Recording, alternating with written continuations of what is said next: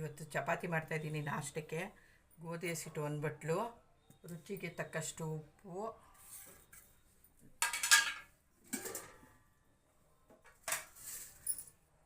ಅಳತೆ ನೀರು ಹಾಕ್ತೀನಿ.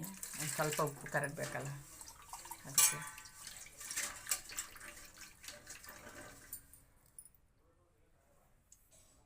ಒಂದು ಬಟ್ಲು ಹಸಿಟ್ಟು, ಸ್ವಲ್ಪ ಎಣ್ಣೆ,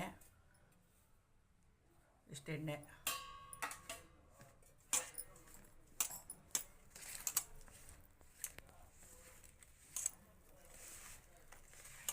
ಇವತ್ತು ಚಪಾತಿಗೆ ಗೊಜ್ಜು ಮಾಡ್ತಾಯಿದ್ದೀನಿ. ಟೊಮೊಟೊ, ದಪ್ಪ ಮೆಣಸಿನ್ಕಾಯಿ ಹಾಕಿ ಗೊಜ್ಜು ಮಾಡ್ತಾಯಿದ್ದೀನಿ ನೆಂಚ್ಕೊಳ್ಳೋಕ್ಕೆ.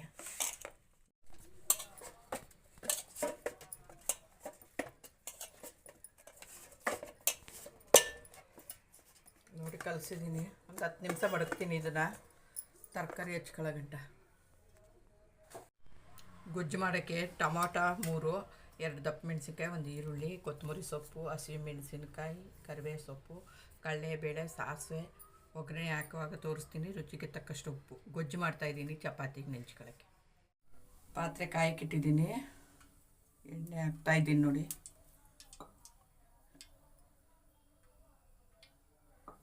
ಆಮೇಲೆ ಸಾಸಿವೆ, ಎಣ್ಣೆ ಒಂದು ಸ್ವಲ್ಪ ಕಾಯಲಿ, ಸಾಸಿವೆ ಹಾಕ್ತೀನಿ.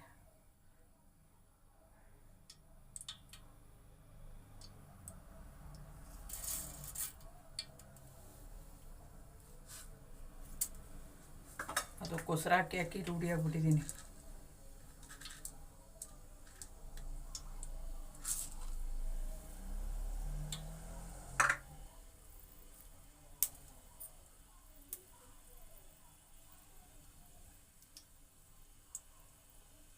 ಕಡಲೆಬೇಳೆ ಅದು ಚಟಪಟ ಅಂದಮೇಲೆ ಕಡಲೆಬೇಳೆ ಹಾಕ್ತೀನಿ.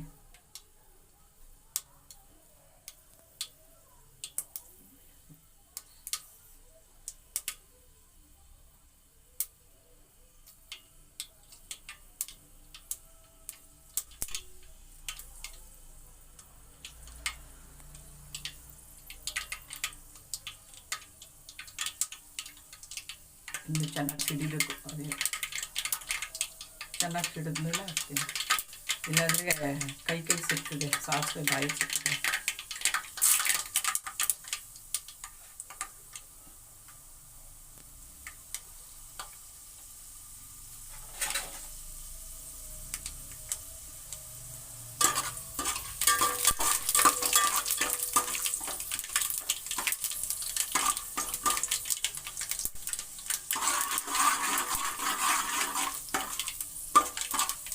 ನೋಡಿ ಇಷ್ಟು ಕೆಂಪು ಬಂದ್ರೆ ಹಾಕಿದ್ರೆ ಸಾಕು, ಸೀದೋಗಲ್ಲ.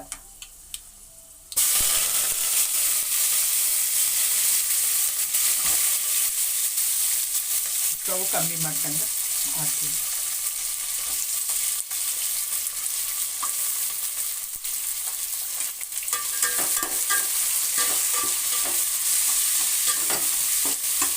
ಇದನ್ನು ಸ್ವಲ್ಪ ಉರಿತೀನಿ. ಹುರಿದ್ಬಿಟ್ಟು ಸಣ್ಣ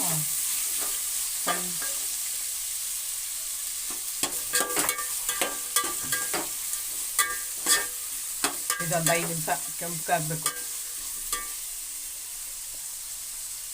ಕೂದು ಹಾಕಿದ್ದೀನಿ, ಹಚ್ಚ ತೋರಿಸ್ಲಿಲ್ಲ ನಾನು, ಹಚ್ಚಿದ್ದೀನಿ ನೋಡಿ. ಈರುಳ್ಳಿ ಸಣ್ಣ ಹಚ್ಕೊಂಡಿದ್ದೀನಿ. ಇವಾಗ ಉರಿ ಸ್ಟವ್ ಜೋರಾಗಿ ಕೊಡ್ತೇವೆ. ಇದು ಟೊಮೊಟೊ ಎಲ್ಲ ಹಾಕಿದ್ರೆ ಫಸ್ಟ್ ದಪ್ಪ ಮೆಣಸಿನ್ಕಾಯಿ, ಅದೊಂಚೂರು ಹುರಿದ್ಮೇಲೆ ಟೊಮೊಟೊ,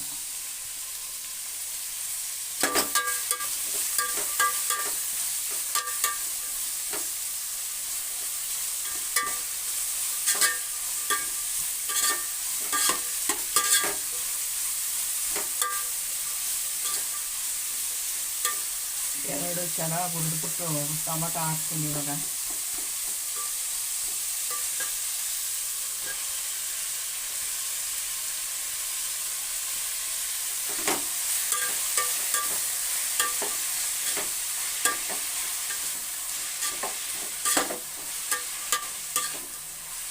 ನಾವು ಎಷ್ಟು ಹುರಿತೀವಿ ಚೆನ್ನಾಗಿ ಅಷ್ಟು ಗಮ್ಮತ್ತು ಚೆನ್ನಾಗಿರ್ತದೆ ತಿನ್ನೋಕ್ಕೆ.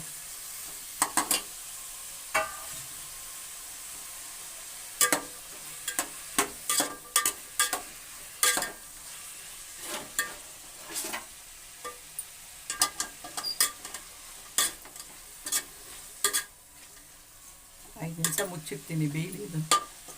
ಅಷ್ಟೊತ್ತು ಗಂಟೆ ತುತ್ತು ಮಾಡ್ಕೊತೀನಿ. ಎಲ್ಲ ಉತ್ತರಿಸ್ಕೊಳ್ಳೋವರೆಗೂ ಕಲಸಿಟ್ಟಿದೆ ನೋಡಿ, ಮಿದುವಾಗಿದೆ. ಈಗ ಉಂಡೆ ಮಾಡ್ಕೊತೀನಿ.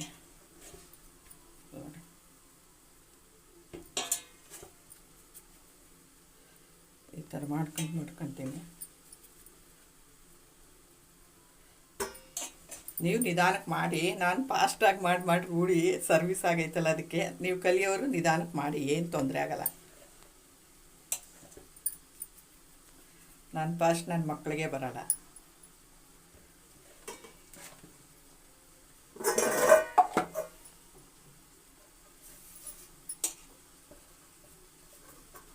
ಇದು ಇಲ್ಲಿ ನೋಡಿ ಬೆಂದಿದೆ. ಇವಾಗ 1 ಲೋಟ ನೀರು ಹಾಕ್ತೀನಿ, ಅದನ್ನು ಬೇಯಬೇಕಲ್ಲ. ಮೆಣಸಿನ್ಕಾಯಿ, ಆಮೇಲೆ ಚಪಾತಿ ಹಚ್ಕೊಂಡು ತಿನ್ನಕ್ಕೆ ಬೇಕಲ್ಲ ಗೊಜ್ಜು. ರುಚಿಗೆ ತಕ್ಕಷ್ಟು ಉಪ್ಪು ಹಾಕ್ತಿದ್ದೇನೆ, ಸಾಕು. ಇದು ಬೇಯೋವರೆಗೂ ಚಪಾತಿ ಹೊತ್ಕೊತೀನಿ. ಬೇಕು ಅಂದರೆ ಖಾರದ ಪುಡಿ ಒಂಚೂರು ಹಾಕೋಬೋದು, ಸಾಂಬಾರು ಬೇಳೆ ಸಾರು ಪುಡಿ. ಇದಕ್ಕೆ ಹಸಿಮೆಣ್ಸಿಕಾಯಿ ಹಾಕಿದ್ದೀನಲ್ಲ, ಅದಕ್ಕೋಸ್ಕರ ಏನು ಬೇಡ. ಬೇಯಲಿ.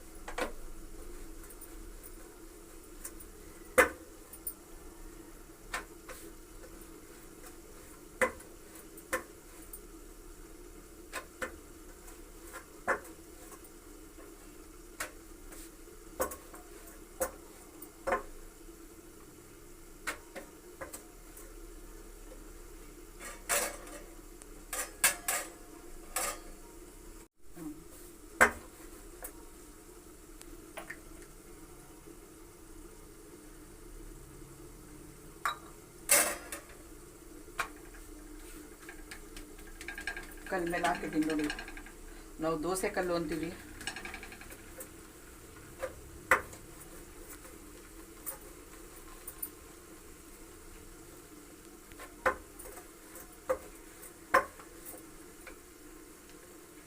ಏನೋ ಆಂಟಿ ಇಷ್ಟು ಬೇಗ ಮಾಡಿಬಿಡ್ತಾರಲ್ಲ ಅಜ್ಜಿ ಅಂತ ಅನ್ಕೋಬೇಡಿ.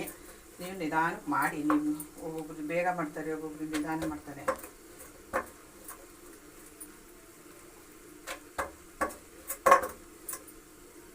ನೋಡಿ, ಎಲ್ಲೂ ಒಂಚೂರು ತಗೋಲ್ಲ.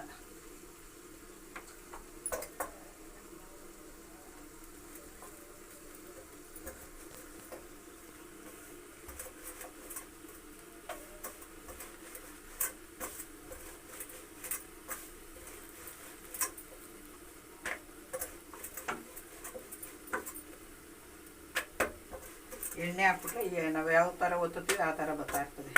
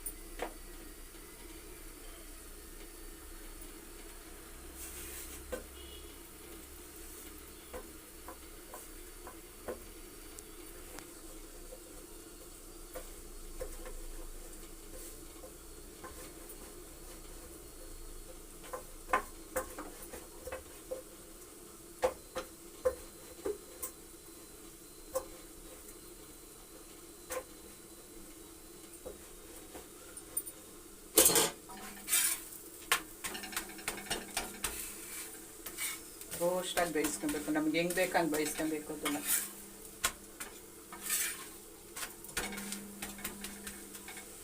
ನಮ್ಮ ಕಲ್ಲು ಒಂದು ಸಾರಿ ಕಾಯ ಗಂಟನೆ ಕಾದ್ಮೇಲೆ ಕಾವು ಚೆನ್ನಾಗಿ ಕೊಡ್ತದೆ.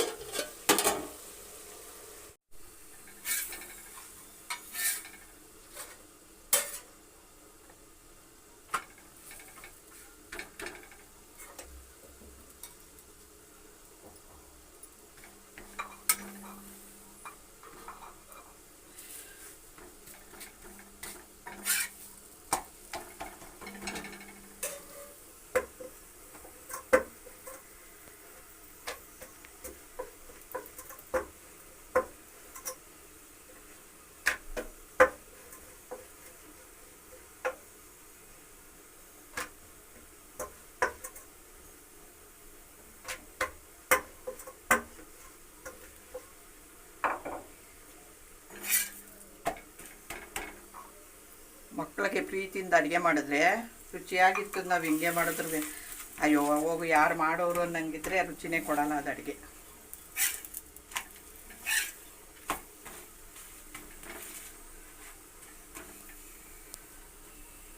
ಚೆನ್ನಾಗಿ ಬೇಯಿಸ್ಕೊಂಡು ತಿಂದರೆ ಏನು ಹೊಟ್ಟೆ ನೋವು ಬರೋಲ್ಲ. ಕೆಲವು ಜನ ಚಪಾತಿ ತಿಂದರೆ ಹೊಟ್ಟೆ ನೋವು ಬರ್ತದೆ ಅಂತಾರೆ. ಬೇಯಿಸ್ಬಿಟ್ಟು ತಿಂದರೆ ಹೊಟ್ಟೆ ನೋವು ಬರೋಲ್ಲ. ಅರ್ಧ ಬೇಯಿಸಿ ತಿಂದರೆ ಹೊಟ್ಟೆ ನೋವು ಬರೋದು ಚಪಾತಿ ತಿಂದರೆ.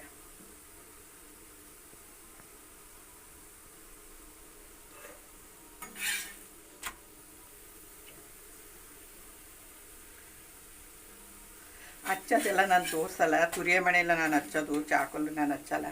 ಅದಕ್ಕೋಸ್ಕರ ನೀವು ಏನು ಅಮ್ಮ ಹಚ್ಚೋದೇ ತೋರಿಸಲ್ವಲ್ಲ ಅಂತ ಬೇಜಾರು ಮಾಡ್ಕೋಬೇಡಿ.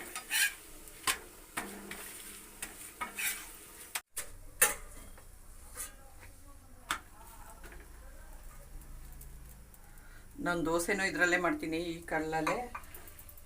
ಆಪ್ ದೋಸೆನೂ ಈ ಕಲ್ಲೇ, ಎಲ್ಲನೂ ಇದರಲ್ಲೇ. ನಾನು ತವಾ ಇಟ್ಕೊಂಡಿಲ್ಲ.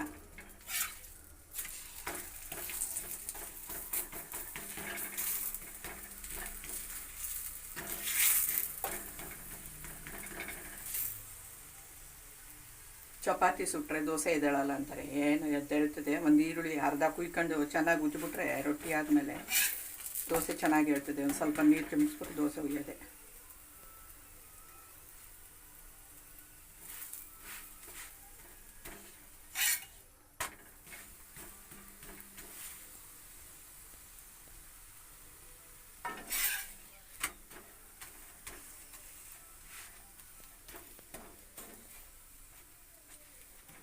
ಈ ಕಡೆ ಬೇಯಲ್ಲ ಅಂತಾವು ಹಿಂಗೆ ಮುಕ್ಕಿದ್ರೆ ಕಲ್ ಮೇಲೆ ಅದೇ ಬೇಯ್ತದೆ ನೋಡಿ.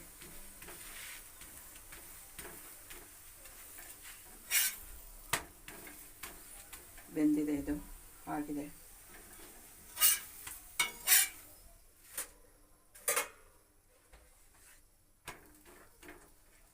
ಇದಾಗಿ ನೋಡಿ ಆಗಿದೆ ನೋಡಿ, ಎಷ್ಟು ಚೆನ್ನಾಗಿದೆ. ನೀರು ಹಾಕಿದ್ದೆಲ್ಲ ಸುಂದೋಗಿದೆ. ಗೊಜ್ಜು ಚಪಾತಿಗೆ ತಿನ್ನೋಕ್ಕೆ ಚೆನ್ನಾಗೈತೆ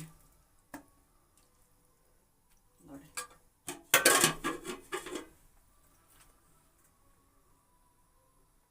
ಮಾಡಿ ಲೈಕ್ ಮಾಡಿ.